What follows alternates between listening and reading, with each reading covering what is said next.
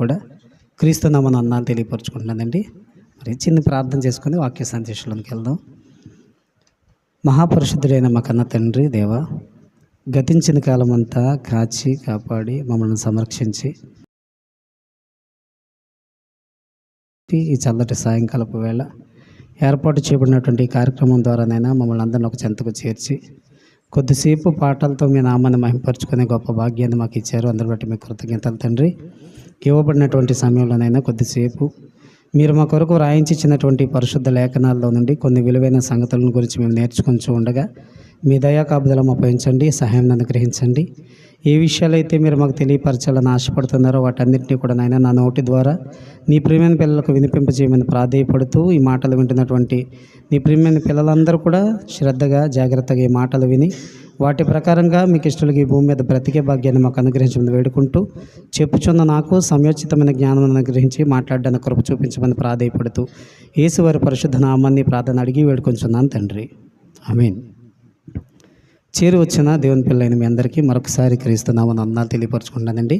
మరి నాకంటే అనుభవజ్ఞులు, మరి వయసులో పెద్దవారు, మరి వేదికను అలంకరించినటువంటి దైవజనులందరికీ కూడా మరొకసారి క్రీస్తు నామమున వందనాలు తెలియపరుచుకుంటూ మరి ఈ యొక్క ఏర్పాటు చేయబడినటువంటి నాటి కార్యక్రమంలో కొన్ని విలువైన సంగతులు మరి మీతో పంచుకోవాలని ఆశపడుతున్నానండి. ప్రియమైన దేవుని వర్లరా, ఏర్పాటు చేయబడినటువంటి యొక్క కార్యక్రమం యొక్క ఉద్దేశం,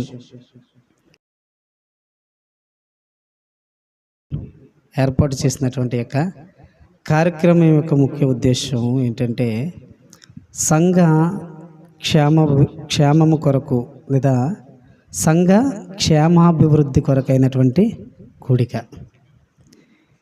పెట్టబడినటువంటి యొక్క ఆ టైటిల్ని గురించి మనం ఆలోచిస్తే సంఘ క్షేమాభివృద్ధి ఏమండి, క్షేమము మరి అదేవిధంగా అభివృద్ధి అనేటువంటి విషయం మనకు అక్కడ కనబడుతుంది. అభివృద్ధి అనేది కోరుకొని వారు ఎవరైనా ఉంటారంటారా ప్రపంచంలో? ఏమండి, అభివృద్ధిని కోరుకున్నటువంటి ఎవరైనా ప్రపంచంలో ఏ మనిషి అయినా ఉంటాడంటే లేరండి. ఎందుకంటే ఈ భూమి మీద మనిషిగా పుట్టినటువంటి ప్రతి ఒక్కరు కూడా మేము అభివృద్ధి చెందాలి, మేము ఎదగాలి, ప్రతి దాంట్లో కూడా కొంత డెవలప్మెంట్ అనేది కావాలి అని కోరుకుంటూ ఉంటారు. చిన్నపిల్లలు చదువుకుంటున్నటువంటి వారి చదువుని గురించి మనం ఆలోచిస్తే 1వ తరగతిలో జాయిన్ అయినటువంటి విద్యార్థి ఎప్పటికీ ఆ 1వ తరగతిలోనే ఉండిపోవాలని ఆశపడతాడా? లేదండి. సంవత్సరాలు పెరిగే కొద్దీ, అతని వయసు పెరిగే కొద్దీ ఆ క్లాసులు కూడా ఏమవ్వాలనుకుంటాడు? 1 తర్వాత 2, 3, 5, 10 ఏమండి, ఇంటర్మీడియట్, డిగ్రీ, ఇక ఉద్యోగం చేసేటువంటి పరిస్థితి. ఎక్కడి వాడు అక్కడే ఉండిపోవాలని అసలు కోరుకోడు. ఇక ఉద్యోగాలు చేసేవారి పరిస్థితి చూడండి. జాయిన్ అయినప్పుడు ఏదో చిన్న ప్యూన్ ఉద్యోగంలో జాయిన్ అవుతారు. ఇక ఏటెళ్ళ కాలం ఆ ప్యూన్ ఉద్యోగమే చేయాలని ఆశపడతారంటే లేదండి. ఆ ప్యూన్ ఉద్యోగం చేస్తూ కాస్త ఏదైనా ఎగ్జామ్ రాసి ఎవరినైనా రికమెండేషన్ చేయించుకొని అటెండర్ నుంచి కాస్త పెద్ద పొజిషన్కి ఆ రీతిగా ఆ డెవలప్ అవ్వాలని ఆశపడుతూ ఉంటారు.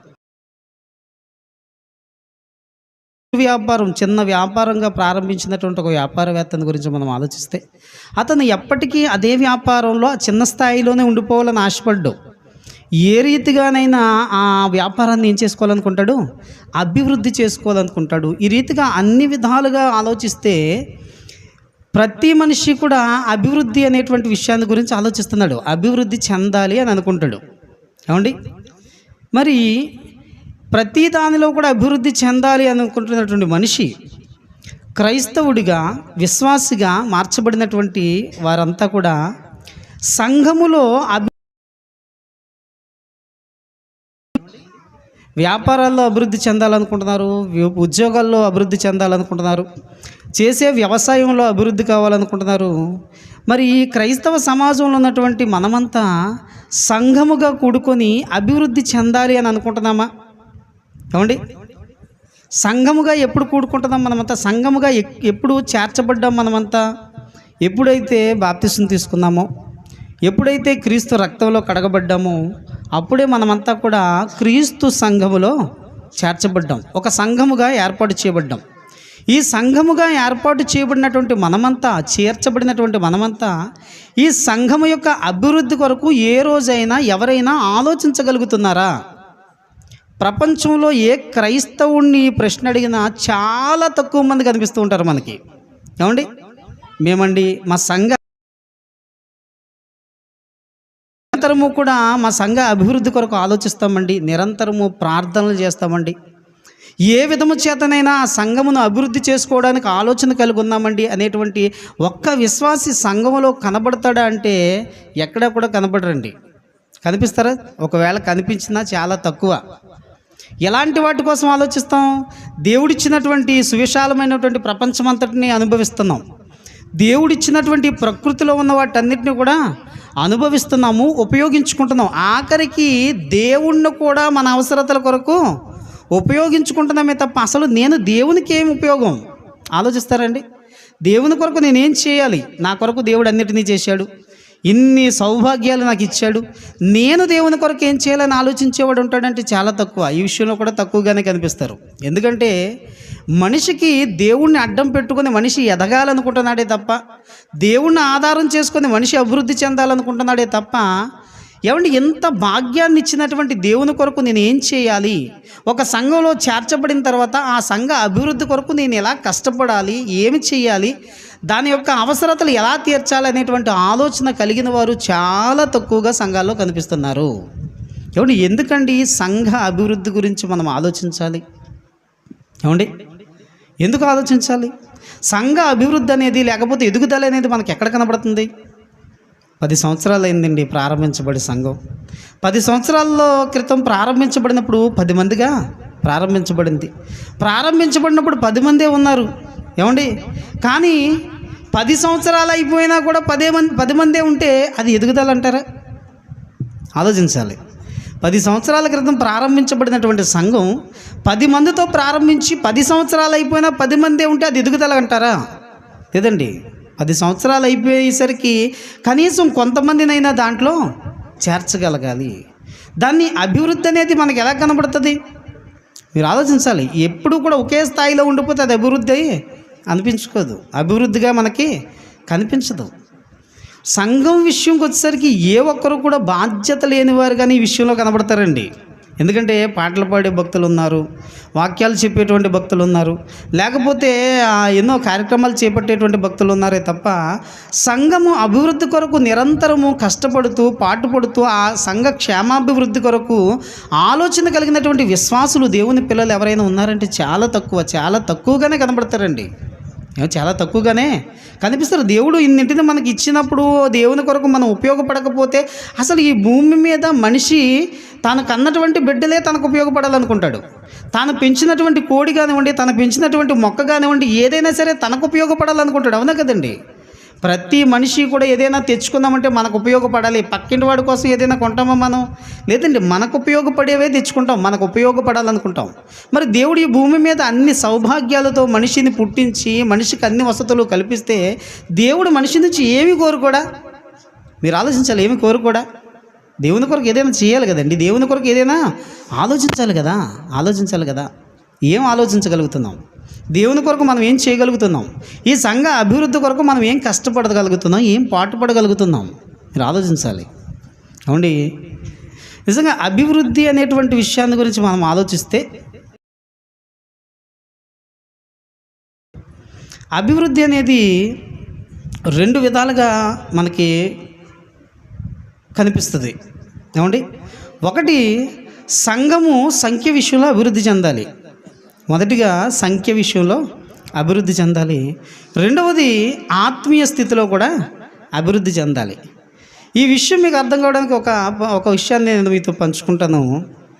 పుట్టినటువంటి బిడ్డ వయస్సులోనూ ఎదగాలి, వయసుతో పాటు అవయవాలు కూడా ఎదగాలి. అవునా కదండి? వయసు పెరిగిపోయి అవయవాలు పెరగలేదనుకోండి, అలాంటివన్నీ ఏమంటారు? ఏమండి, అతని మానసిక పరిస్థితి బాగోలేదు. ఎదుగుదల ఉందా?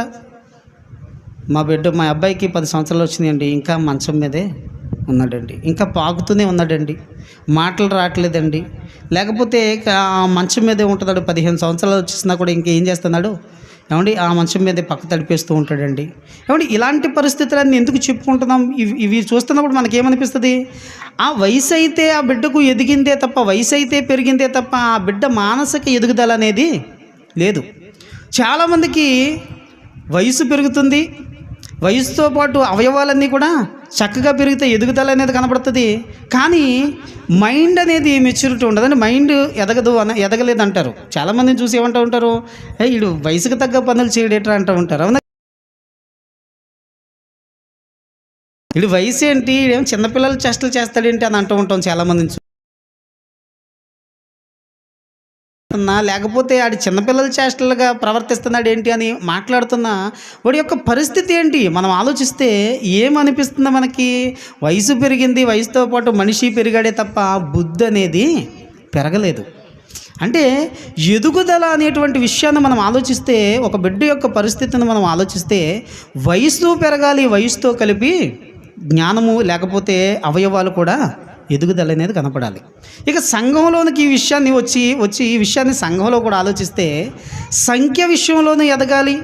ఏమండి సంఖ్యతో పాటు ఆత్మీయ స్థితిలో కూడా ఎదగాలి. 10 సంవత్సరాలు అయింది, 10 సంవత్సరాల తర్వాత 100 మంది అయ్యారనుకుందామండి. 100 మందిగా మారారు. 10 మందితో ప్రారంభించబడిన సంఘం 100 మందిగా మారిన తర్వాత ఆత్మీయ స్థితిలో ఎదుగుదల లేకపోతే 100 మంది ఉంటారండి సంఘంలో. 100 మంది కూడా ఒకే మాట మీద ఉంటారా?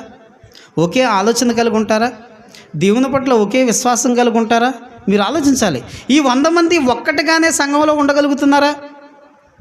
ఆత్మీయ స్థితిలో ఎదుగుదల అనేది మనుషులు ఎలా కనబడుతుంది? 30 మంది ఉన్నారంటే 30 మంది మనసులో కలవు. అవునా కదండి? సంఘాల్లో పరిస్థితులు ఎలాగున్నాయి? 100 మంది పడదు, ఒకరి మాట ఒకరికి నచ్చదు, ఒకరికి ఒకరు అసలు ఎవరు కూడా కలుగొలుపుగా ఉండేటువంటి పరిస్థితి మనకి కనబడదు. 100 మంది తనుగు చేస్తూ ఉంటారు చాలా చోట్ల చూస్తుంటే. ఎందుకు ఇలాంటి పరిస్థితులు చోటు చేసుకున్నాయి? ఎందుకు ఇలాంటి పరిస్థితులన్నీ సంఘాల్లో కనబడుతున్నాయంటే వారు సంఖ్య అయితే పెరిగింది కానీ ఆత్మీయ స్థితిలో ఎదగలేదు. నిజంగా చాలా సంఘాలను చూసి వాటిని ఆధారంగా తీసుకునేటువంటి భక్తులు చాలామంది ఉంటారు. రే నువ్వు అదిగో ఆ పక్కింటి అన్నయ్య ఉన్నారు చూసావా, అన్నయ్య చక్కగా చదువుకున్నాడు, చక్కటి ఉద్యోగం చేస్తున్నాడు, నువ్వు ఎప్పటికైనా అన్నయ్యలాగా ఏం చేయాలి? నువ్వు కూడా బాగా చదువుకోవాలి, చక్కటి ఉద్యోగం నువ్వు కూడా చెయ్యాలరా, నువ్వు అలా ఎదగాలి అన్నలాగా అని మాట్లాడుతూ ఉంటాం. ఎందుకు ఆ విషయం చెప్తున్నారు? ఆ యొక్క అన్నను ఆధారంగా తీసుకోవాలి. ఈ మన బిడ్డ చూపిస్తున్నారా లేదండి? లేదంటే ఆ అక్క చక్కగా చదువుకుంది, చక్కటి ఉద్యోగం చేస్తుంది, చక్కగా తన భవిష్యత్తును తీర్చిదిద్దుకుంది, మీరు కూడా అలా ఉండాలని చెప్పి పలానా అక్కను చూపిస్తూ ఉంటారు. ఎందుకు వారిని ఆధారంగా చూపిస్తున్నారు? ఈ బిడ్డ ఎదుగుదలలో వాడు చదువుతున్న చదువులో కానీ ఎప్పటికైనా నేను ఆ స్థాయికి రావాలని ఆ వ్యక్తిని చూసి ఏం చేయాలి? ఇతను ఆధారం చేసుకొని ఆ ముందుకు వెళ్ళాలనేటువంటి ఆలోచన. మరి సంఘ అభివృద్ధి అనేసరికి ఎవరిని ఆధారం చేసుకుంటున్నాం? ఈరోజు అనేక సంఘాలను చూస్తూ ఉంటాం. మీ సంఘం చాలా చిన్నదండి, చిన్న సంఘమైనా కానీ భలే కార్యక్రమాలు అలాంటివి చాలా చక్కగా చేస్తున్నారండి అని చాలా విషయాలు చెబుతూ ఉంటాం. అవునా కదండి? ఇలా చెప్పడం అనేది తప్పని నేను అనట్లేదు. కానీ ఏమంటే ఇలాగా చిన్న సంఘమైనా చక్కగా అనేక కార్యక్రమాలు చేస్తున్నారు, మీరు పాటల్లోనూ ప్రతి విషయంలోనూ కూడా చక్కటి ఎదుగుదల ఉంది అని చెప్పడం అనేది తప్పని నేను అనటం లేదు. కానీ ఈ భూమి మీద మనం ఎవరిని ఆధారంగా తీసుకున్నా ఎప్పటికైనా సరే ఖచ్చితంగా పడిపోయేటువంటి పరిస్థితి వస్తుంది. కొద్దిసేపు బాగున్నంతసేపు బాగుంటాడు, బాగోకపోతే ఏమండి ఒక మనిషిని ఆధారంగా తీసుకుందాం అనుకుంటే ఆ మనిషి బాగున్నంతసేపు కూడా అతని నడవడికలోనే నడుస్తాం, మనం బాగుంటాం. ఎప్పుడైతే ఆ మనిషి పడిపోయాడో ఖచ్చితంగా మనం కూడా ఏమైపోయే అవకాశం ఉంటుంది, పడిపోయేటువంటి అవకాశం ఉంటుంది. కాబట్టి ఈ భూమి మీద ఒకరిని ఆధారంగా తీసుకోవాల్సిన అవసరం మనకి లేదు. మరి ఎవరిని ఆధారం చేసుకోవాలి? సంఘ అభివృద్ధి కొరకు ఎవరిని ఆధారం చేసుకోవాలయ్యా అంటే మన భక్తి జీవితాన్ని అభివృద్ధి చేసుకోవడానికి ఎవరిని ఆధారంగా తీసుకోవాలయ్యా అంటే దేవుడు పరిశుద్ధ గ్రంథంలో అనేకులైన భక్తులను గురించి వ్రాయించాడు. అనేక సంఘాలను గురించినటువంటి విశేషమైన సంగతులు పరిశుద్ధ గ్రంథంలో వ్రాయించాడు. ఎవరైనా సరే ఆ సంఘాలను కానీ ఎవరైనా సరే ఆ వ్రాయబడినటువంటి భక్తులను కానీ ఆధారంగా తీసుకుంటే పడిపోయేటువంటి అవకాశం ఎక్కడ కూడా ఉండదు. ఎందుకంటే పరిపూర్ణంగా ఆ వ్యక్తిని గురించినటువంటి అన్ని విశేషమైన సంగతులు కూడా బైబిల్లో రాయించాడు. అవునే కదండి.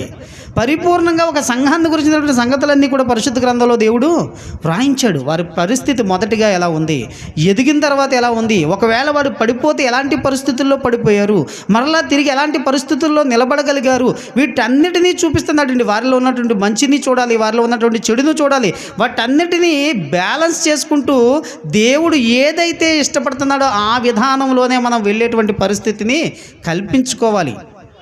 ఏ మనిషి యొక్క మాటల్ని మనం ఆధారం చేసుకోక్కర్లా. ఈరోజు క్రైస్తవ సమాజం అంతా ఎలాగైపోయిందంటే కేవలము ప్రకటించేటువంటి అంటే ప్రసంగించేటువంటి ప్రసంగికులకు ఏమైపోయారు ఏమండి. ఫలానా స్పీకర్ వస్తున్నాడంటేనే వస్తారు కొంతమంది, ఫలానా పాస్టర్ గారు వస్తున్నారంటే కొంతమంది అసలు రానేరారు. అవునా కదండి. ఎందుకు అలా జరుగుతుంది? అభిమానం అనేది వచ్చేటువంటి స్పీకర్ మీద ఉంది, చెప్పబడేటువంటి మాటల మీద కాదు. అవునా కదండి. ఇలాగ ఒక వ్యక్తిని మనం ఆధారం చేసుకుంటే, లేకపోతే ఒక వ్యక్తి మీద మనం అభిమానం పెంచుకుంటే ఆ వ్యక్తి కోసమే చూస్తాం. కానీ దేవుడు ఏమంటున్నాడో తెలుసా? చెప్పే వ్యక్తి మీద కాదు ఉండవలసింది అభిమానం, చెప్పబడేటువంటి మాటలు. ఈ మాటలు ఎవరివి? దేవుని మాటలు, ఆ వాక్యం, పరిశుద్ధ గ్రంథం. కేవలము క్రైస్తవుడు, భక్తుడు, విశ్వాసగా ఉన్నటువంటి వారంతా కూడా వాక్యాన్ని ఆధారం చేసుకోవాలి, వాక్యానికే అభిమానులుగా ఉండాలి. ఎవరికి కూడా అభిమానులుగా ఉండాల్సినటువంటి అవసరత లేదండి. ఈరోజు ఒక వ్యక్తి మీద అభిమానం పెంచుకుంటే ఆ వ్యక్తి కోసమే ఆలోచిస్తూ ఉంటాం. ఆ వ్యక్తి ఏది చెప్తే అదే నమ్ముతూ ఉంటాం. ఆ మాటలే మన మైండ్లోకి ఎక్కుతూ ఉంటాయి. ఇంకా బైబిల్లో ఏముంది, బైబిల్ ఏం రాయబడింది, దేవుడు ఏం చెప్తున్నాడు, ఈ చెప్పబడుతున్నటువంటి మాటలు అవునా కాదు, ఇవేవి కూడా మనకు అనవసరం. ఆ అభిమానం ఉన్నటువంటి వ్యక్తి ఏది చెప్తే అదే మనకి మంచిది. కాబట్టి ఏ మనిషిని కూడా మనం ఆధారం చేసుకోవాల్సినటువంటి అవసరత లేదు. కాబట్టి దేవుడు వ్రాయించినటువంటి పరిశుద్ధ గ్రంథంలో ఏ సంఘాలైతే ఉన్నవో ఆ సంఘాలను మనం ఆధారం చేసుకొని ముందుకు వెళితే మన సంఘం కూడా అభివృద్ధి చెందుతుంది. కాబట్టి బైబిల్లో వ్రాయబడినటువంటి సంఘం ఏదైనా ఉందా, ఆ వ్రాయబడినటువంటి సంఘం ఉంటే అది ఎలా డెవలప్ అయింది, ఎలా అభివృద్ధి చెందింది అనేటువంటి విషయాలు కొన్నిటిని చూసి పాఠాన్ని ముగించుకుందాం. కార్యములు 2వ అధ్యాయం, అపోస్తుల కార్యములు 2వ అధ్యాయం 40వ వచనాన్ని ఒకసారి చూడగలిగితే, అపోస్తుల కార్యములు 2వ అధ్యాయము 40వ వచనం, ఇంకను అనేక విధములైన మాటలతో సాక్ష్యమిచ్చి మీరు మూర్ఖులకు ఈ తరము వారికి వేరై రక్షణ పొందుడని వారిని హెచ్చరించును. చాలండి. ఈ మాటలు మాట్లాడుతున్నటువంటి ఆయన పేతురు గారు. ఏమండి, అక్కడ జరుగుతున్నటువంటి సందర్భం మీ అందరికీ తెలుసు. చాలాసార్లు ఈ సందర్భం గురించి మనం మాట్లాడుకున్నాం. అక్కడ ఆ జరుగుతున్నటువంటి మాటలు ఏమండి, జరుగుతున్నటువంటి పరిస్థితి లేకపోతే ఆ సందర్భం ఏంటయ్యా అంటే పెంతుకోస్తు పండుగ దినం. ఏమండి, ఆ యెరూషలేము అనేటువంటి ప్రాంతంలో, యెరూషలేము అనేటువంటి ఆ పట్టణంలో ఒక చక్కటి దేవాలయం కట్టబడింది. అది మీ అందరికీ తెలుసు. ప్రప్రథమంగా సంఘం అనేది ప్రారంభించబడింది కూడా అక్కడే. ఏమండి, అది కూడా పేతురు గారి ప్రసంగంతోనే మొట్టమొదటిగా సంఘ ప్రారంభమైంది. ఆ సంఘ ప్రారంభంలో అక్కడ జరుగుతున్నటువంటి పరిస్థితి, ప్రారంభం కాక ముందుగానే అక్కడ జరుగుతున్నటువంటి పరిస్థితి ఏంటి అంటే, అక్కడ పెంతుకోస్తు పండుగ అనేటువంటి పరిస్థితులకు అనేకులు చెదిరిపోయినటువంటి ఆ ప్రాంతాల్లో ఉన్నటువంటి వారందరూ కూడా ఏకంగా అక్కడికి వచ్చారు. ఇంకో విషయం ఏంటి, అక్కడ ఉన్నటువంటి ఒక నియమం, ఆ యెరూషలేము పట్టణం నుంచి ఎంతమంది అయితే చెదిరిపోయి దూర ప్రాంతాలు వెళ్ళిపోయి వివిధ దేశాల్లో ఉండిపోయారో వాళ్ళందరూ కూడా ఒక మూడు పండగలకు ఖచ్చితంగా అక్కడ అటెండ్ అవ్వాల్సినటువంటి అవసరం ఉంది. వారిలో ముఖ్యంగా పురుషులందరూ కూడా రావాలి ఎట్టి పరిస్థితుల్లో. ఆ 3 పండుగల్లో ఒకటి పెంతుకోస్తు పండుగ. ఆ పెంతుకోస్తు పండుగ దినాన్న అనేకులు ఆ ప్రాంతానికి వారందరూ కూడా చెదిరిపోయిన వారందరూ కూడా అక్కడికి వచ్చి, నాయన మీరు ఎంతకాలం దేని కింద ఉండిపోయారు, ధర్మశాస్త్రం కింద ఉండిపోయారు, మీరు ఎంతకాలం మీరు ఉన్నటువంటి పరిస్థితి ఇలా ఉంది, మీ విధి విధానాలు ఇలా ఉన్నాయి, మీరు చేస్తున్నది తప్పు, మీరు చేస్తున్నటువంటి పరిస్థితులు ఏమండి, మీకోసం ఒక ఆయన మరణించాడు, రక్షింపబడి మీ అందరిని రక్షించాడు, రక్తాన్ని చిందించాడు, మీ అందరి పరిస్థితులు మారాలి ఏమండి అని ఎన్నో మాటలు అక్కడ హెచ్చరికలు చేస్తున్నాడు. ఆ అపోస్తలుల కార్యం మొదటి నుంచి ఆ మాటల వరకు కూడా చదువుకుంటే ఇవే కనబడతాయి. వారందరికీ హెచ్చరికలు జారీ చేస్తూ అక్కడ ఏమంటున్నాడు, మూర్ఖులకు ఈ తరం వారికి మీరు వేరే రక్షణ పొందండి, రక్షింపబడండి అనేటువంటి విషయాలు ఆయన చెబుతున్నప్పుడు అక్కడ అనేకులు ఈ మాటలు విని పేతురు గారి మాటలకు ఆకర్షితులయ్యారు. ఆకర్షితులై వాళ్ళందరూ పేతురు గారి దగ్గరికి వచ్చి అంటున్నారు, అయ్యా మీ మాటలు మమ్మల్ని ఆకర్షించినాయి. అవును, మీ మాటలు విన్నప్పుడు మాకు అర్థమైంది మేము చేసిన తప్పేంటో, మేము చేస్తున్నటువంటి పొరపాట్లు ఏంటో మాకు అర్థమైంది, మేము చేసినటువంటి పాపాలు ఏంటో మాకు కనిపిస్తున్నాయి. కాబట్టి నైనా మమ్మల్ని ఏం చేయమంటారు? అక్కడ ఆ సహోదరులందరినీ అక్కడ అడుగుతున్నటువంటి సందర్భం అవన్నీ చదువుకుంటే మనకు కనబడతాయి. కిందకి ఆ పైనుంచి ముందు చదువుకొస్తే ఏమండి, మమ్మల్ని ఏం చేయమంటారు?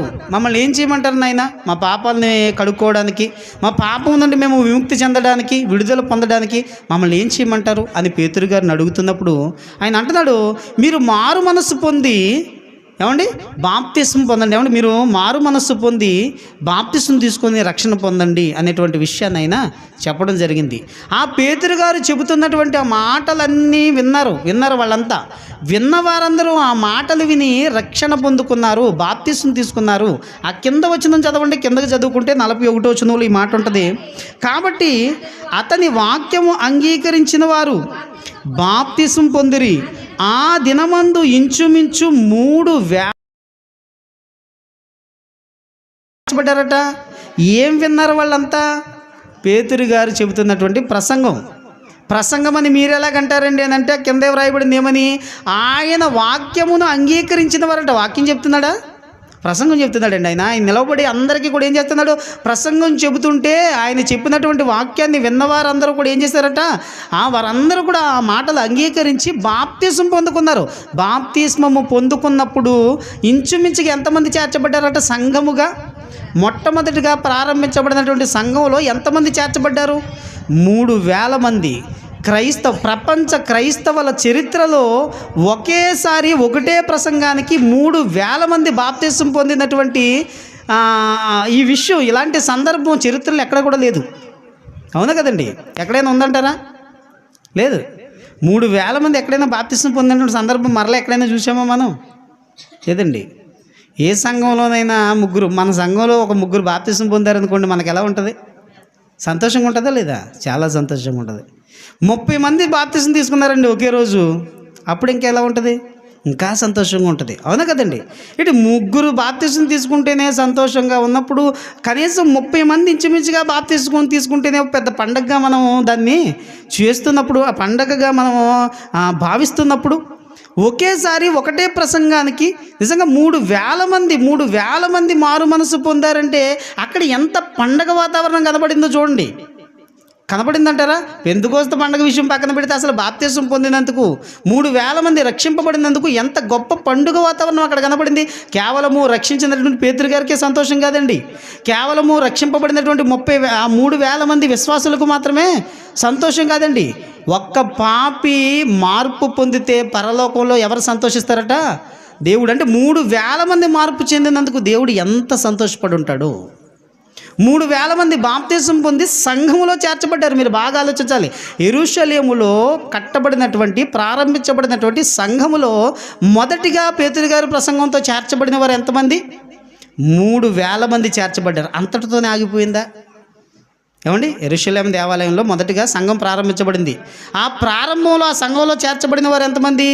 3,000 మంది. అంతటితోనే ఆగిపోయిందా? లేదండి. ఇంకెంతవరకు వెళ్ళిందో కొంచెం ముందుకు మనం చూడగలిగితే అపోస్తల కార్యములు 4వ అధ్యాయము 4వ వచనం. అపోస్తల కార్యములు 4వ అధ్యాయం 4వ వచనం.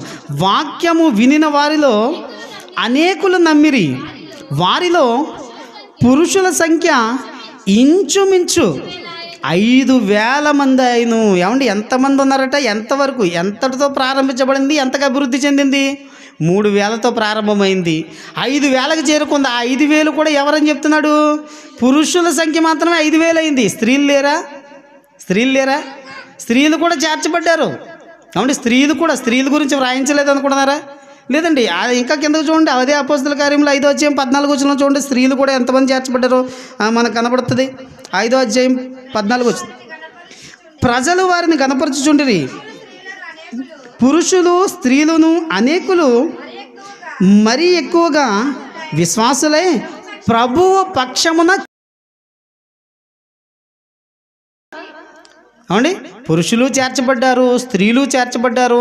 ఒక ప్రారంభంలో 3,000 మంది ఉన్నారు. తర్వాత కేవలము పురుషుల సంఖ్య చూస్తేనే 5,000 ఉంది. ఏమంటే ఇంకా అక్కడ ఎంతోమంది స్త్రీలు ఉంటారు. సంఘాల్లో చూసామనుకోండి, స్త్రీలు ఎక్కువ కనపడతారు, పురుషులు ఎక్కువ కనపడతారా? స్త్రీలే ఎక్కువ కనబడతారు, పురుషులు చాలా తక్కువ కనబడతారు. ఎందుకు స్త్రీలు మాత్రమే సంఘాల్లో ఎక్కువ కనబడతారు, పురుషులు తక్కువ కనబడతారు అనేటువంటి విషయాన్ని గురించి ప్రపంచంలో ఎవరికి కూడా అంత చెక్కలేదు ఆ రహస్యం ఏంటో నేటికి కూడా. అవునా కదండి?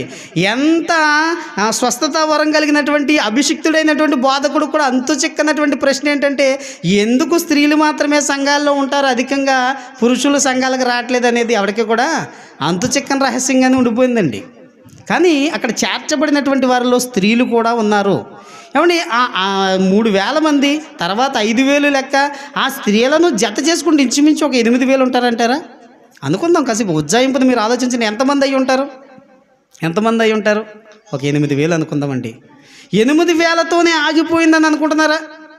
మీరు ఆలోచించాలి బాగా. ఎందుకు ఈ విషయాన్ని చెప్తున్నానంటే, సంఘ అభివృద్ధి అనేది సంఖ్య విషయంలో మొదటిగా అభివృద్ధి చెందాలి.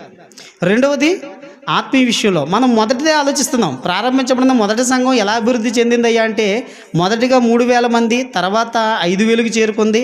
ఇంచుమించుగా అక్కడ ఉన్నటువంటి స్త్రీలందరితో కలిపి లెక్కేసుకుంది ఒక 8,000 అనుకుందాం. ఒకసేపు 8,000గా ఉండొచ్చు. అవునా కదండి? ఇంకొక మాటను మనం కిందకి చదువుకుంటే, అదే అపోస్తల కార్యములు 6వ అధ్యాయం 1వ వచనం చూడండి. ఆ దినములలో శిష్యుల సంఖ్య విస్తరించుచున్నప్పుడు, ఏమండి, అనుదిన పరిచర్యలు. చాలండి, అక్కడ ఆ దినములలో ఎవరి సంఖ్య విస్తరిస్తుందంట? కేవలము విశ్వాసులే పెరగట్లేదు. అక్కడ కేవలము విశ్వాసుల సంఖ్య మాత్రమే పెరగట్లేదు, పురుషుల సంఖ్య మాత్రమే పెరగట్లేదు, స్త్రీల సంఖ్య మాత్రమే పెరగట్లేదు. అక్కడ ఇంకెవరు పెరుగుతున్నారట? శిష్యులు కూడా పెరుగుతున్నారు. చూడండి, సేవకుల సంఖ్య కూడా పెరుగుతుంది. మెట్టుకు వీరందరి ఎదుగుదల, వీరందరూ ఏమండి ఇలా అభివృద్ధి చెందుతూ వీరందరూ ఇంచుమించుకి ఎంతవరకు అయిపోయి ఉంటారంటారు? ఏమండి, ఎలా లెక్క పెట్టుకున్నా ఒక 10,000 మంది అక్కడ ఉన్నారనుకోవచ్చండి. అవునా కదండి? ఇంకా కొంచెం వెళ్తే విస్తరిస్తుంది అంటాడు. శిష్యుల సంఖ్య ఏమవుతుందంటే ఇక్కడ ఏమంటున్నాడు? విస్తరిస్తుంది, ఆగిపోలేదు. అక్కడతో ఆగిపోయింది అనేటువంటి మాట అక్కడ కనబడతలేదు. ఎదుగుదల అనేది అక్కడ ఆగిపోయింది. చేర్చబడేటువంటి వారు ఆగిపోయారు, లేకపోతే రక్షణ పొందేవారు అక్కడతో ఆగిపోయారు అనేది లేదండి. అనేకులు రక్షింపబడుతున్నారు, చేర్చబడుతున్నారు. విస్తరిస్తుంది. సంఖ్య విషయంలో ఏమవుతుంది? ఆ యెరూషలేము సంఘం విస్తరిస్తుంది, అభివృద్ధి చెందుతుంది. బాగుంది. 3,000, 5,000 అంతా పూసుకుంటే ఒక 8,000, మొత్తం అంతా లెక్క పెట్టుకుంటే మన ఉజ్జాయింపుగా మనం లెక్క పెట్టుకుంటే ఒక 10,000 మందిగా కనబడుతున్నారు. మరి ఈ విధంగా మనం ఆలోచిస్తే యెరూషలేము సంఘం సంఖ్యలో అభివృద్ధి చెందిందా లేదా? అభివృద్ధి చెందింది. సంఖ్య విషయంలో అయితే అభివృద్ధి చెందింది. మరి ఆత్మీయ స్థితిలో అది కూడా చూడాలి. ఏమండి, ఎదుగుదల అనేది ఎలా కనిపిస్తుందో, అంటే అభివృద్ధి అనేది ఎలా కనిపిస్తుంది అనేటువంటి విషయాన్ని నేను మీకు తెలియపరుస్తున్నాను. ఆత్మీయ స్థితిలో ఏమైనా వారిలో ఎదుగుదల అనేది ఉందా ఆలోచించాలి. ఏమండి, ఒక మంచి మాటను మనం చూసుకుందాం. అపోస్తల కార్యములు 6వ అధ్యాయం 7వ వచనం చూడండి. దేవుని వాక్యము ప్రబలమై చాలండి. ఇది కూడా సంఖ్య పెరగడం గురించే ఈ వచనం కూడా. అపోస్తల కార్యములు 2వ అధ్యాయము 44వ వచనం నుంచి మనం చూడగలిగితే, అపోస్తల కార్యములు 2వ అధ్యాయం, విశ్వసించిన వారందరూ ఎక్కడ చేర్చబడ్డారు? సంఘంలో చేర్చబడ్డారు. ఈ మాటలు మనం పేతురు గారి ప్రసంగం ఈ చదవబడిన అధ్యాయాలన్నింటిలోనూ చూసాం. ఇక్కడ కూడా అదే విషయం చెప్తున్నారు. చూడండి, 44వ వచనం చూస్తే, విశ్వసించిన వారందరూ ఏకముగా కూడి తమకు కలిగినదంతయు సమిష్టిగా ఉంచుకొనిరి. ఏమండి, చాలండి. ఇక్కడ చెప్పబడిన మాట చూడండి, అక్కడ ఉపయోగించిన పదం ఏకముగా కూడుకున్నారట. ఎవరు ఏకముగా కూడుకున్నది? విశ్వసించిన వారందరూ, ఆ వాక్యాన్ని అంగీకరించిన వారందరూ, దేవుని మాటలు, పేతురు గారు చెప్పినటువంటి దేవుని మాటలు విన్నవారందరూ, నమ్మిన వారందరూ. ఏమండి, ఇన్ని విధాలుగా చూడాలి. ఈ విధంగా ఉన్నటువంటి వారందరూ కూడా, విశ్వసించిన వారంతా ఏమయ్యారంట? ఏకముగా కూడుకున్నారు, ఒక్కటిగా కూడుకున్నారు. అంటే అక్కడ ఐక్యతను గురించి మాట్లాడుతున్నాడు. చూడండి, కనిపిస్తుందా లేదా ఐక్యత? ఒక్కటిగా కూడుకున్నారా, వేరు రకాలుగా ఉన్నారా వాళ్ళు? ఈరోజు క్రైస్తవ సమాజంలో ఉన్న వారందరూ ఒక్కటిగా ఉండగలుగుతున్నారా అని అడిగితే ఎక్కడా కూడా ఒక్కటిగా ఉండలేకపోతున్నారు. ప్రియమైన దేవుని వర్లారా, ఒక్కటిగా క్రైస్తవ సమాజం ఎందుకు ఉండలేకపోతుంది? మీ చేతిలో ఉన్న బైబిల్, నా చేతిలో ఉన్న బైబిల్ ఒకటే. మీ దగ్గర ఉన్న బైబిల్లో ఏదైతే వ్రాయబడిందో నా దగ్గర ఉన్న బైబిల్లో అదే వ్రాయబడింది. ప్రపంచ క్రైస్తవుల చేతుల్లో, అందరి చేతుల్లో కూడా ఇదే పరిశుద్ధ గ్రంథం ఉంది. అవునా కదండి? మీరే ఏ దేవుణ్ణి అయితే విశ్వసిస్తున్నారో నేను కూడా అదే దేవుణ్ణి విశ్వసిస్తున్నాం. ప్రపంచ క్రైస్తవులందరూ కూడా అదే దేవుణ్ణి విశ్వసిస్తున్నారు. ఒకే దేవుని యందు విశ్వాసం కలిగుండి, ఒకటే బైబిల్ని కలిగుండి, ఒకటే విశ్వాసం మీద మనం అంతా ఆధారపడినప్పుడు ఎందుకు ఈ వేరియేషన్ అనేది ఒక్కటిగా క్రైస్తవ సమాజం ఉండలేకపోతుంది? బాగా ఆలోచించాలి. బైబిల్ ఒక్కటే, దేవుడు ఒక్కడే, విశ్వాసం ఒక్కటే అని మనం బైబిల్లో వ్రాయబడినటువంటి మాటను బట్టి కూడా ఆలోచిస్తే అంతా ఒక్కటైనప్పుడు ఎందుకు ఈ వేరియేషన్ వస్తుంది? మీరు నమ్మిన విశ్వాసం వేరు, నేను నమ్మిన విశ్వాసం వేరు అనుకోండి, వేరియేషన్ వచ్చిందంటే అర్థం ఉంది. ఏమండి? భేదాభిప్రాయాలు వచ్చాయంటే అర్థం ఉంది. మీరు నమ్మినటువంటి సిద్ధాంతాలు వేరు, నేను నమ్మినటువంటి సిద్ధాంతాలు వేరు అనుకోండి, మీ మధ్య నా మధ్య ఏమైనా విభేదాలు లేకపోతే భేదాభిప్రాయాలు వస్తున్నాయంటే అర్థం ఉంది. అందరూ నమ్మింది ఒకటి, అందరికీ దేవుడు ఒకే విధమైనటువంటి మాటలు తెలియపరుస్తున్నప్పుడు ఎందుకు విభేదము లేకపోతే భేద అభిప్రాయాలు అనేవి వస్తున్నాయి? దీనికి ఏదైనా బైబిల్లో తప్పు ఉందా, లేకపోతే దేవునిలో ఏమైనా లోపం ఉందని అడిగితే దేవుని లోపం కానీ, గ్రంథంలో ఉన్నటువంటి పరిశుద్ధ లేఖనాల్లో లోపం కానీ ఏమీ లేదండి. కేవలము ఈ విశ్వాసాన్ని కలిగి ఉన్నటువంటి మనుషుల్లోనే లోపం. అవునా కదండి? మనలోనే లోపం ఉంది. ఏమండి, ఒక్క మాటతో చెప్తాను, మీరు బాగా ఆలోచించాలి. ఒక చక్కటి మాటను చదువుకొని మనం ముందుకెళ్దాం. ఇదే అపోస్తుల కార్యములు ఏమండి 4వ అధ్యాయం 32వ వచనం కూడా చూడండి. ఇంకా చక్కటి మాట వ్రాయబడి ఉంటుంది. విశ్వసించిన వారందరూ ఏక హృదయమును ఏక ఆత్మయు గలవారే ఉండిరి. ఏమండి, ఇక్కడ చాలండి. ఇక్కడ చదవబడినటువంటి మాట చూడండి. మనం ముందు చదువుకున్న మాటలు ఏమన్నాడు? వాళ్ళందరూ కూడా ఎలా కూడుకున్నారట? ఏకముగా కూడుకున్నారు. ఇంకా కొంచెం కిందకు వచ్చేసరికి ఎక్కడేం చెప్తున్నాడు? వారందరూ, ఆ విశ్వసించిన వారందరూ ఎలా కూడుకున్నారట? ఏక హృదయము ఏక ఆత్మయు కలిగి ఉన్నారు. మనం ఎంతమంది ఆ యెరూషలేము సంఘంలో ఉన్నారనుకుందాం? ఏమండి, ఎంతమంది యెరూషలేము సంఘంలో చేర్చబడ్డారని అనుకుందాం? 10,000 మంది. 10,000 మంది అక్కడ ఉన్నప్పుడు ఎన్ని హృదయాలు ఉంటాయి అక్కడ? ఏమండి, ఎన్ని మనస్సులు ఉంటాయి అక్కడ? ఎన్ని ఆత్మలు ఉంటాయి అక్కడ? 10,000 మంది హృదయాలు ఉన్నాయి అక్కడ.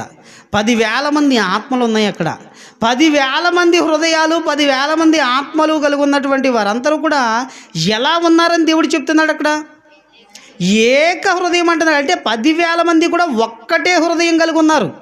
10,000 మంది కూడా, 10,000 ఆత్మలు కూడా ఒక్కటే ఆత్మగా, ఏక హృదయము ఏక ఆత్మ అంటున్నాడు. చూడండి, నిజంగా అలా ఎంత సమిష్టిగా లేకపోతే దేవుడు ఆ పదాన్ని ఉపయోగించాడు. వారు ఎంత ఐక్యత లేకపోతే, వారిలో ఎంత ఐక్యత లేకపోతే దేవుడు ఆ పదాన్ని ఉపయోగించాడు. మీరు చూడండి, విశ్వసించినటువంటి వారందరూ కూడా 10,000 మందిగా ఉన్న వారందరూ కూడా ఎలా ఉన్నారట? ఒక్కటే మాట. వారి హృదయాలోచన, వారందరి హృదయాలోచన ఒకటే. వారి మనస్సులో ఉన్నటువంటి ఆలోచన అంతా కూడా ఒకటే. ఎంతమంది ఉన్నా వాళ్ళందరూ కూడా ఎలా ఉన్నారు? ఒక్కటిగా. ఏమంటే 10,000 మంది ఒక్కటిగా ఉన్నప్పుడు, 10,000 మంది ఒకటే ఆలోచన కలిగి ఉన్నప్పుడు, 10,000 మంది ఒకటే సిద్ధాంతాన్ని పట్టుకొని నిలబడినప్పుడు 30 మంది ఉన్నటువంటి సంఘంలో ఎందుకు ఒక్కటిగా ఉండలేకపోతున్నాం? 100 మంది ఉన్నటువంటి సంఘంలో ఎందుకు ఒకటే హృదయంలో ఒకటే ఆత్మ కలిగి ఒక్కటే మాట మీద మనమందరం ఎందుకు నిలబడలేకపోతున్నాం? ప్రాబ్లం ఎవరిదంటారు? ఏమండి, లోపం ఎవరిదంటారు?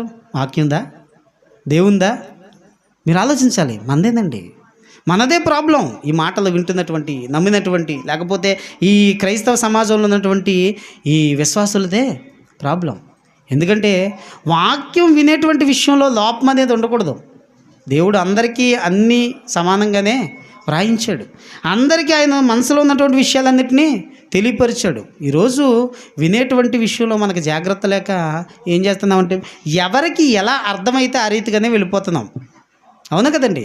ఈరోజు ఎవరికి ఎలా అర్థమైతే ఆ రీతిగానే దేవుని భక్తి జీవితాన్ని సాగిస్తున్నాం. కనుకే ప్రపంచంలో క్రైస్తవ్యం ఎలా మారిపోయింది అనుకుంటారు? కొన్ని వేల శాఖలుగా మారిపోయింది, ముక్కలైపోయింది. అవునా కదండి? ఏమంటారు? మీ విశ్వాసం మీదంటారు, మా విశ్వాసం మాదంటారు. మా డినామినేషన్ వేరు, మీ డినామినేషన్ వేరు. మా చర్చిలు వేరు, మీ చర్చిలు వేరండి. మా సిద్ధాంతాలు వేరు, మీ సిద్ధాంతాలు వేరండి. మీది మాది వేరు అనేటువంటి విషయం ఈ 66 పుస్తకాలు కలిగిన ఈ పరిశుద్ధ గ్రంథంలో ఎక్కడైనా వ్రాయబడిందంటే ఒక్క చోట కూడా కనబడదు. ఈ మాటలన్నీ విశ్వాసుల్లోనే వినబడతాయి. మీది వేరు బ్రదర్, మాది వేరండి. మీ విధానం వేరండి, మా విధానం వేరని రాయలేదండి. విశ్వాసం ఒక్కటే, దేవుడు ఒక్కడే. ఏమండి, రాయించడం లేదా? బాప్తిజం కూడా ఒక్కటే విధానం అని దేవుడు చెప్పినా ఈరోజు మీది వేరు మాది వేరు అని అంటున్నావంటే నీకేమర్థమైంది? నీకు వినే విషయంలో లోపం, నువ్వు వినే విషయంలో జాగ్రత్త లేదు. ఆయన దేవుడు కూడా చెప్పాడు కదండి, మీరు వినుట మట్టుకు ఏమండి ఏంటంటే మీరు వినివారు మాత్రమే అండి, మిమ్మల్ని మీరు అంటే వింటే మోసపోతామా? మోసపోమా? బాగా ఆలోచించాలి. వినే విషయంలో జాగ్రత్త లేకపోతే మోసపోతామా లేదా? మోసపోతామండి. చాలాసార్లు మీరు పాఠాల్లో వినే ఉంటారు, వీళ్ళ దగ్గరికి అవి ఇవి అమ్మకానికి తీసుకొస్తూ ఉంటారు చాలామంది. మీరు చూసారో లేదో, అవునా కదండి? చాలామందికి అమ్మకాలకు తీసుకొచ్చినటువంటి వస్తువుల్ని ఏమండి ఆలోచించి తీసుకుంటామా, లేకపోతే తొందరపాటు నిర్ణయాలతో తీసుకుంటామా? ఆడవాళ్ళ విషయాన్ని మనం ఆలోచిద్దాం. స్త్రీలను గురించి ఆలోచిస్తే ఆ పిండి రుబ్బుకోవడానికో, లేకపోతే ఏదైనా ఇది ఏంటండి టిఫిన్కో, లేకపోతే దానికి సంబంధించిన రుబ్బుకొనేది మిక్సీ గ్రైండర్లు ఉంటాయి కదండి, అవి తీసుకొచ్చారు అనుకుందాం. అవి చూడగానే వారి మనసులకి ఏమనిపిస్తుంది?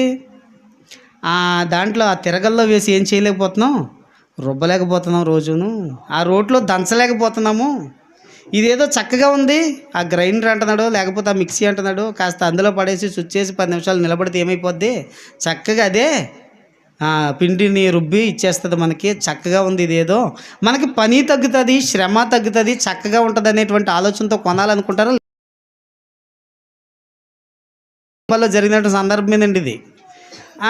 కొనడానికి సిద్ధపడిపోద్ది, యజమానుడి కేకేసి అయ్యా ఇదిగో ఇదేదో చక్కగా ఉంది, ఎందుకు ఇలా ఇళ్ళ దగ్గరికి తెచ్చినవి మంచివి కాదు, డెలికేట్గా ఉంటాయి, నీకు గ్రైండరే కావాలనుకుంటే నేనేం చేస్తాను, మంచి కంపెనీ తీసుకొచ్చి నీకు కొంటాను, కంగారెడుకు 4 రోజులు ఆగు, వచ్చే వారానికి నేను ఏం చేస్తాను, తెచ్చి పెడతానంటే వింటదా? మీరు బాగా ఆలోచించాలి. ఏమంటుంది? లేదు అలాగే అంటావు, నువ్వు దేవో కొంటానంటావు కానీ నువ్వు కొనవు, నేను ఆ రోడ్లో రుబ్బలేకపోతున్నాను, దంచలేకపోతున్నాను, ఆ పని చేయలేకపోతున్నాను, నాకు శ్రమ కష్టం అనేసి మొత్తానికి ఆ మాటలు ఈ మాటలు బుర్రపాడు. అసలు నువ్వు మాట చెప్తే వినమని విసుగు చెంది ఎలా తగలాడి డబ్బులు ఇచ్చేస్తాడు, అవునా కదండి? అది తీరా కొనేస్తారు. కొనేసిన తర్వాత ఎలా ఉంది, అమ్మకానికి వచ్చినప్పుడు ఏమన్నాడు, అప్పుడు సూపర్ అండి, ఇరగదీసేద్దండి, 2 సంవత్సరాల వారంటీ, 4 సంవత్సరాల వారంటీ అంటాడు, ఏదేదో చెప్తాడు. మళ్ళీ 2వ రోజు కనపడ్డాడు, ఇంటికి వచ్చినప్పుడు ఎవడో కనపడతాడండి, పలానా షాపులో కొన్నారంటే తిరిగి షాపుకి పట్టుకెళ్ళొచ్చి పోతే ఆ ఇంటికి తెచ్చి ఇచ్చినోడు ఎక్కడ ఉంటాడు? వాడి అడ్రస్ తెలుసా, వాడి గురించి మనకి ఏమైనా తెలుసా? ఏమీ తెలియదు. కానీ తొందరపాటు నిర్ణయం, వాడు చెప్పిన మాటలన్నీ వినేశారు, జాగ్రత్త లేదు. జాగ్రత్త లేక ఏమైపోయావు, గట్టిగా 4 రోజులు తిరిగేసరికి ఏమైపోద్ది, అది ఆగిపోయింది. ఇప్పుడు ఏం చేస్తారు చెప్పండి? ఎవరిది లోపం, ఎవరిది తప్పు? వాడి మాటలు విన్నటువంటి మీదే తప్పు. విన్నారు కానీ జాగ్రత్త పడలేదు. ఒక్క 4 రోజులు పోతే బ్రాండెడ్ మంచి కంపెనీది భర్త కొనిస్తానన్నాడు యజమానుడు, పోతే ఆ కంపెనీ వాడే గ్యారంటీ దానికి. ఆడి మొఖాన పడేస్తే 4 రోజుల్లో బాగు చేస్తాడు, లేదా కొత్తది ఇస్తాడు. దానికోసం ఆగగలిగామా? లేదండి. తొందరపాటు నిర్ణయం తీసుకున్నాం కనుక ఏమైపోయింది, అక్కడ మోసపోయాం, అవునా కదండి? వాక్యం నిజంగా ఆ గ్రైండర్ ఎంత గొప్ప గ్రైండర్ కొన్నా కొంతకాలానికి పోద్ది. చీర కొంటాకి వెళ్తారండి, షాపింగ్ మాల్ అంతా కిందకి దింపేస్తారు, ఒకటే కొంటారు, ఎన్నిసార్లు తిరిగేస్తారు, ఆ చివరి నుంచి ఈ చివరి దాకా దారాలు వచ్చేసినాయి, ఆ చిరిగిపోయిందా, ఇది గట్టిగా లాగుతారు, మళ్ళీ చిరిగిపోద్దా, ఉంటుందా, మందికిస్తుందా, అందంగా ఉందా లేదా, 1,90,000 చూస్తారు. దాంట్లో మీరు ఎంత శ్రద్ధ పెట్టుకున్నా కొద్ది కాలానికి ఏమైపోద్ది? ప్రపంచంలో మనుషుల చేత చేయబడినది ఏదైనా సరే కొద్ది కాలానికి, మీరు ఎంత జాగ్రత్తగా చేసినా కొద్ది కాలానికి ఏమైపోద్ది, అది పాడైపోద్ది. కొద్ది కాలానికి పాడైపోయే వాటి మీదే మీరు ఎంత శ్రద్ధ జాగ్రత్తలు చూపిస్తే, ఆకాశం గతించిపోయిన, భూమి గతించిపోయిన, ప్రపంచమంతా కూడా గతించిపోయిన ఈ పరిశుద్ధ గ్రంథంలో ఉన్నటువంటి మాటలు ఏమైపోవట? మరి అసలు పాడైపోయినటువంటి, అసలు అంతము లేనటువంటి ఈ మాటలకు ఎంత జాగ్రత్త వహించాలండి? ఈ మాటల విషయంలో ఎవరికైనా జాగ్రత్త ఉందా? లేదండి. మందిరాల్లోకి వెళ్ళి ఎవడైనా జాగ్రత్తగా ఉంటాడంటే జాగ్రత్త ఉండడు. పాటలు పాడతారు అందరూ కూడా కలిసి, చప్పట్లు కొడతారు అందరూ కలిసి, ప్రార్థనలు చేస్తారు అందరూ కలిసి, వాక్యం వినేకాడ మాత్రం ఎవరు కూడా ఏకీభవించరు. వాక్యం వినే విషయంలో ఎంత నిర్లక్ష్యంగా ఉంటామో తెలుసా? వాక్యం వినేటువంటి విషయంలో ఎంత అజాగ్రత్తగా ఉంటాడో తెలుసా మనిషి? మీరు బాగా ఆలోచించాలి. ఈరోజు చెప్పినటువంటి వాక్యం రేపు ఆదివారం నాయన ఏం చెప్పారని ఎవడైనా అడిగితే ఏ క్రైస్తవుడు కూడా నోరు విప్పలేకపోవడానికి గల కారణం ఏంటో తెలుసా? శ్రద్ధ అనేది దేని మీద లేదయ్యా అంటే వాక్యం మీద లేదు. కాబట్టే మనమంతా ఏమైపోతున్నాం? మోసపోతున్నాం. సంఘాలు ఎక్కడ వేసిన గొంగలు అక్కడే అన్నట్టు అభివృద్ధి ఎందుకు చెందలేకపోతున్నామంటే వాక్యం వినే విషయంలో జాగ్రత్త లేదు. ఎన్ని సంఘాల గురించి వింటున్నామండి, ఎంతమంది భక్తుల గురించి వింటున్నామండి. ఏ భక్తుడిని మనం ఆదర్శంగా తీసుకొని మన జీవితాన్ని ముందుకు నడిపించుకోగలుగుతున్నాం? ఏ సంఘాన్ని ఆదర్శంగా తీసుకొని మన సంఘాన్ని ముందుకు నడిపించుకోవడానికి ప్రయత్నాలు చేయగలుగుతున్నాం? మీరు ఆలోచించాలి. ఆ యెరూషలేము సంఘము సంఖ్యలో అభివృద్ధి చెందింది. ఏమండి, ఆత్మీయ స్థితిలో కూడా ఎలా ఉన్నారు వాళ్ళంతా?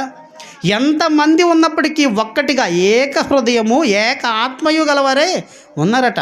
ఒక్కటే మనసు, ఒక్కటే ఆలోచన, ఒక్కటే విధానం. వారి మాటల్లో కానీ, వారి పద్ధతిలో కానీ, వారి చేసే పనుల్లో కానీ ఎక్కడా కూడా ఒకరికి ఒకరు వ్యత్యాసంగా ప్రవర్తించట్లేదు. ఎంత చక్కగా వారి ఆత్మీయ స్థితి ఎదుగుదల అవుతుంది. ఏమండి, ఎంత చక్కగా ఆత్మీయ స్థితిలో ఆ సంఘం ఎదుగుతుంది, అభివృద్ధి చెందుతుందో మీరు ఆలోచించండి. ఇక ఇంకొక చక్కటి మాటను మనం చూసుకొని పాఠాన్ని ముగించుకుందాం. ఏమండి, అపోస్తుల కార్యములు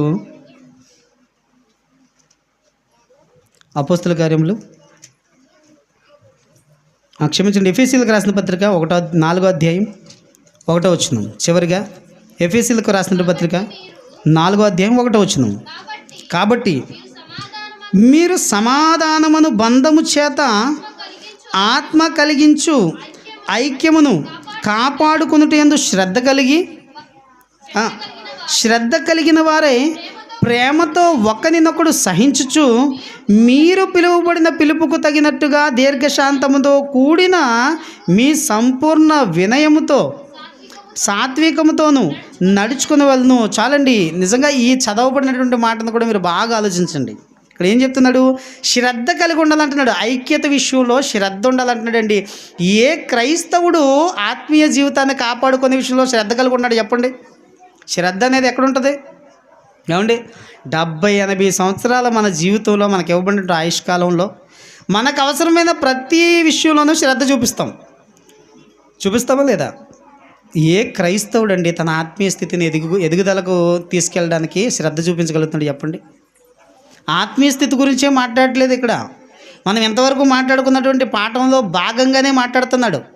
ఏ విషయంలో మీరు శ్రద్ధ కలిగి ఉండాలంటున్నాడు? ఏమండి, మరలా చదువుతుందని చూడండి.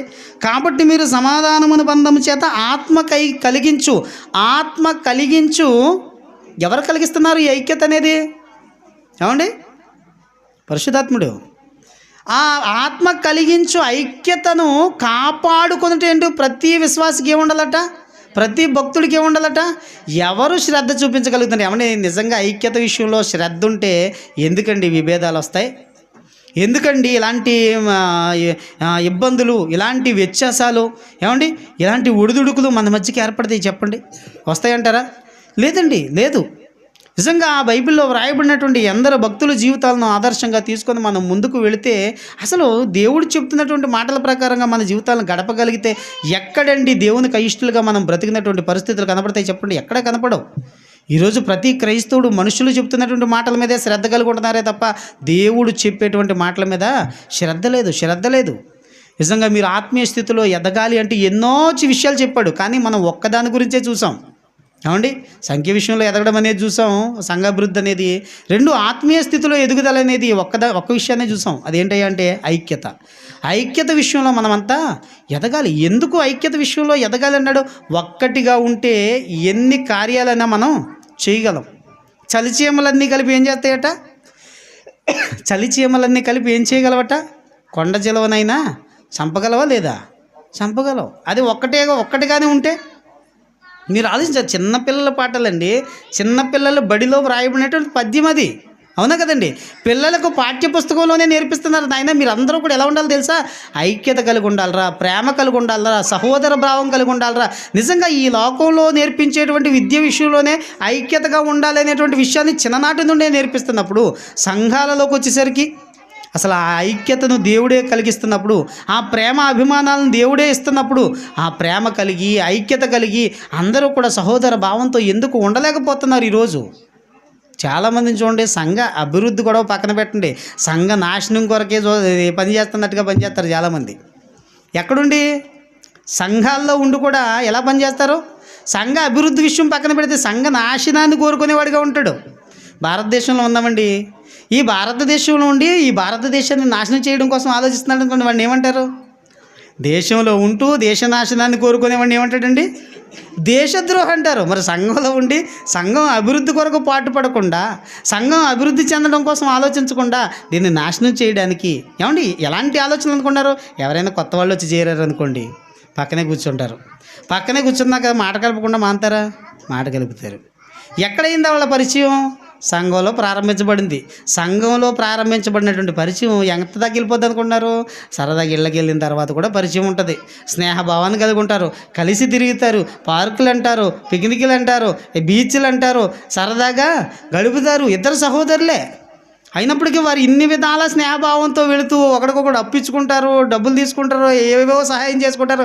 మొత్తానికి తిరిగి అప్పివ్వలేదనో లేకపోతే ఇంకోటనో ఏదో రకంగా వాళ్ళకి ఏమొచ్చేసింది? గొడవ వచ్చేస్తుంది. ఎక్కడ ప్రారంభమైంది వాళ్ళ స్నేహం? సంఘంలో ప్రారంభించబడింది. కొత్తగా వచ్చి వాడితో మాట్లాడమని ఎవరైనా చెప్పారు నీకు? వాడితో సహవాసం చేయమని చెప్పారా? లోకపరమైనటువంటి విషయాల్లో వాడితో పొంతన పెట్టుకోమని ఎవరైనా చెప్పారా? లేదు. ఇవన్నీ పెట్టుకొని ఎక్కడో ఏదో విషయంలోనో, డబ్బు గురించో ఇంకో దాని గురించో, మాట విషయంలోనో గొడవపడి తీరా గొడవని ఎక్కడికి తీసుకొస్తారు? తీసుకొచ్చి తీరా ఎక్కడ ప్రారంభమైందో అక్కడికే వస్తారు. ఇక సంఘం దగ్గరికి వచ్చింది గొడవ. ఇంతకీ వీళ్ళిద్దరూ చేసినటువంటి స్నేహానికి ఇక్కడ ఉన్నటువంటి యాజకుడికి సంబంధం లేదు. పంచాయతీ అక్కడికి వచ్చేద్ది. ఇప్పుడు ఒకడికి న్యాయం జరగాలంటే ఖచ్చితంగా ఇంకోటికి ఏమవ్వాలి? మొత్తానికి కింద మీద ఆడతారు. అలా చేసి ఇలా చేసి ఇద్దరు కూడా ఏం మానేస్తారు? ఇప్పుడు సంఘం మానేస్తారు. అవునా కదండి? ఎక్కడ గొడవ అది? ఎక్కడికి తీసుకొచ్చి ఎవరి మీద కోపించి ఏం మానేశారు? సంఘాల్లో చాలా ఇలాంటివే జరుగుతున్నాయి. సంఘాల్లో ఎలాంటివి జరుగుతాయి అనుకున్నారు? సంఘంలో ఇద్దరు గొడవ పడితే ఏమంటే ఒకే సంఘానికి వెళ్ళే వాళ్ళు ఎవరైనా బయట ఇద్దరు గొడవ పడితే ఒకడు సంఘానికి రావడానికి మానేస్తాడు. వాడు నా వల్ల మానేయడం వెంటనే వీడు మానేస్తాడు. మొత్తానికి ఇద్దరు కూడా ఏమైపోతున్నారు? ఇప్పుడు గొడవ పడిందేమో లోకం విషయంలో, కుటుంబ విషయాల్లోనూ, ఏదో డబ్బు విషయంలోనూ, వేరే ఏ విషయంలోనైనా కానివ్వండి, వాళ్ళ ఆఖరికి ఎక్కడ మానేస్తుంది, ఎక్కడ పడిపోతుంది? మీరు బాగా ఆలోచించాలి. ఎందుకు ఇక్కడికి వచ్చేసరికి వేరియేషన్ వచ్చేస్తుంది? నిజంగా వాక్యం విన్నవాడు ఎవడో కూడా అలాంటి ప్రవర్తన కలిగి ఉండడండి, ఉండడు. ఎందుకు ఇలాంటి వేరియేషన్స్ ఉండకూడదో తెలుసా? మీరు మీరు అందరూ కూడా బ్రతక ఇప్పుడే కదండి చదువుకున్నాం. మీరు ఐక్యత యందు ఆత్మ కలిగించే ఐక్యత యందు పిలుపుకు తగినట్టుగా మీ జీవితాలను గడపాలి. ఎవరు పిలుచుకున్నారు మిమ్మల్ని? ఏ పిలుపుని బట్టి మీరు వచ్చారు? మిమ్మల్ని పిలిచిన వాడు ఎవడో తెలుసా? మిమ్మల్ని పిలిచిన ఆయన ఎలాంటి వాడో తెలుసా? ఎలాంటి వ్యక్తిత్వం కలిగిన వాడో తెలుసా? క్షమించేవాడు, ప్రేమ కలిగినవాడు, అందరినీ రక్షించేవాడు, అందరినీ తన హక్కును చేర్చుకునేవాడు. ఏమంటే మనల్ని పిలిచినటువంటి ఆయనలో ఎంత గొప్ప లక్షణాలు ఉన్నాయండి. ఇన్ని గొప్ప లక్షణాలు ఉన్నాయి. ఇన్ని గొప్ప లక్షణాలు కలిగినటువంటి ఆ పిలుపు ద్వారా మనం సంఘంలో చేర్చబడ్డాం. ఆ పిలుపుకు తగినట్టుగా మనం కూడా ఏం చేయాలి? అందరినీ ప్రేమించేవారుగా ఉండాలి, అందరితో సహోదర భావం కలిగిన వారుగా ఉండాలి, అందరితో ఐక్యత కలిగి ఉండాలి. దేవుడు ఏం మాటలైతే చెప్పాడో ఆ ఆత్మీయ స్థితిలో ఎదిగే వరంగా మనమంతా ఉండాలి. ఆయన పిలుపు ద్వారా మనం వచ్చి ఆ పిలుపుకు తగినటువంటి జీవితాన్ని సంఘాల్లో మనం కనపరచకపోతే ఇంకా ఎందుకండి మనం సంఘానికి రావడం? ఇంకా ఎందుకండి సంఘానికి రావడం? ఎంతకాలమైనా మనలో ఎదుగుదల అనేది లేకపోతే ఎందుకు మనం సంఘంలోకి రావడం? ఈ సంఘం కొరకు చిన్నలు మొదలుకొని పెద్దల వరకు కూడా అందరూ ఏం చేయాలి? పాటుపడాలి, కష్టపడాలి. సండే స్కూల్ పిల్లలు మొదలుకొని ముసలి వాళ్ళ వరకు కూడా పాటుపడాల్సినటువంటి అభివృద్ధి కోసం, సంఘ అభివృద్ధి కోసం ఆలోచించవలసిన అవసరం ఉందండి. వాళ్ళు ఏం చేస్తారని అనుకుంటున్నారా? సండే స్కూల్కి వచ్చి పిల్లలు కూడా వారి వంతు సహకారం వాళ్ళు చేస్తారు. డబ్బు పరంగా కాదు, చక్కగా వాళ్ళు ఎన్నో పాఠాలు వింటారు. ఇక్కడికి వస్తారు, ఎన్నో పాటలు పాడుతూ ఉంటారు, ఎన్నో కథలు వింటారు, ఎన్నో మాటలు దైవ సేవకుల ద్వారా ఇక్కడ వింటున్నారు. ఆ సండే స్కూల్ టీచర్ ద్వారా వింటున్నారు, నేర్చుకొని వారి ఫ్రెండ్స్ ఎవరైతే స్కూల్లో ఉన్నారో చక్కగా ఆడుకునే కాడో ఎక్కడో మా మందిరంలో ఏమి ఇలాంటి కథలు నేర్పబడుతున్నాయి, చక్కటి పాఠాలు నేర్పబడుతున్నాయి, అది ఇదని ఏదో రకంగా వారు నేర్చుకున్న వాటి అన్నింటినీ చెప్పి ఏం చేస్తారు? వాళ్ళు ఏదో రకంగా పిల్లల్ని ఒకసారి మా చర్చికి వచ్చి చూడండి, లేకపోతే ఆ సంఘాలకు వచ్చి చూడండి. వేరేది మానేసి రమ్మని కాదండి, అసత్యములో ఉండిపోయినటువంటి వారిని సత్యపు మాటల వైపు త్రిప్పడానికి సండే స్కూల్ పిల్లలు కూడా చేయాల్సినటువంటి బాధ్యత ఉంది. సండే స్కూల్ పిల్లల మీద ఎంత బాధ్యత ఉందంటే ఇంకా ఎదిగిపోయిన వారి మీద, పెద్దల మీద, బాధ్యతలు ఎరిగిన వారి మీద, కుటుంబ పరిస్థితులు ఎదిగిన వారి మీద, ఏమంటే వీరి మీద లేదా బాధ్యత? కాబట్టి ప్రతి ఒక్కరికి కూడా సంఘ బాధ్యత అనేది ఉంది. సంఘాన్ని అభివృద్ధి పరచడానికి కేవలం సేవకుడికి మాత్రమే కాదండి బాధ్యత. విశ్వాసులుగా, భక్తులుగా చేర్చబడిన వారందరూ కూడా దీనిలో ప్రయాసపడవలసినటువంటి అవసరత ఉంది. కాబట్టి కేవలము సంఖ్య విషయంలోనే ఎదగడం కాదు, మన ఆత్మీయ స్థితిలో కూడా ఎదుగుదల అనేది ఉండాలి. కాబట్టి ఈ విన్నటువంటి మాటలన్నీ కూడా మీ హృదయాల్లో భద్రపరచబడాలని తెలియపరచుకుంటూ, ఈ మాటల ప్రకారంగా మీరంతా బ్రతకాలని తెలియపరచుకుంటూ, మీ అందరికీ తెలియపరుస్తూ, మరి నాకు ఇచ్చినటువంటి ఈ అవకాశాన్ని బట్టి మరి నా ఈ మాటలు ముగిస్తూ అధ్యక్షుల వారికి ఈ సమయాన్ని అప్పగిస్తానండి. మీ అందరికీ కూడా వందనాలు.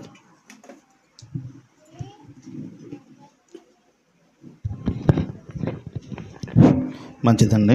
ఇంతవరకు ఎన్నో విలువైన సంగతులు మనకు అందించిన అశోక్ బాబు గారికి సంఘం తరపున